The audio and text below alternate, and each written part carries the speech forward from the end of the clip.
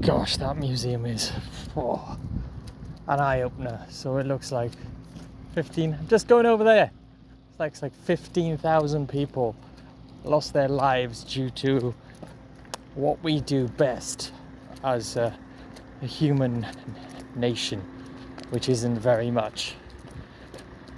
Gee whiz, I don't know how to describe that in words. It's just something that if you are in Bosnia, or if you're having a bad time in your life, come and see this. And here's the after effects of it. It's still untold, and half of it is in this part here, where for reasons that are still unknown, they didn't let everyone in. They kept them on the other side. Of course, the Serbs were on the other side, and that's how they all ended up in the situation they are. So this was all caused by negligence in the first place. This is one of the signs I wanted to see. I just want to go over it with you. I know there's a hole cut here. I think it's by there in the middle. Sorry if this is shaking, but I've got to like literally do this on the sly. There's the hole.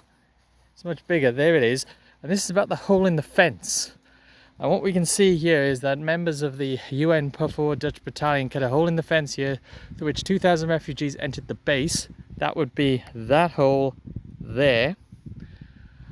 Towards the end of the day, members of UFO closed the passage in the fence with a welding machine. That's nice of them. That day, several hundred refugees were transported to base by the Dutch battalion. During its withdrawal from Srebrenica to Botakari, 20,000 refugees were forced to remain outside the compound. That there would be outside the compound. That's where that factory is over there. You can see that just at the bottom. Where they were tortured, abused by members of the Aussie and Serb army and police in the coming days for the roughly 6,000 refugees out of shelter inside the UN base. Safety lasted less than 2. Third day, the Dutch UN PUFOR expelled all refugees from the base and handed over to the Bosnian Serb army and police. So people are queuing out there, trying to get in, which is crazy. You can see where it is. You can see at the top, after you get out of there, that's where all the buses were. So, Mladic literally put you on the bus and sent you to your death. How depressing is that? And it could all have been reverted. That's the thing with this thing. It's like the past as well. It could all have been averted if we had simply just shown compassion and thought, screw the rules. But we didn't. And we're doing it again in Ukraine.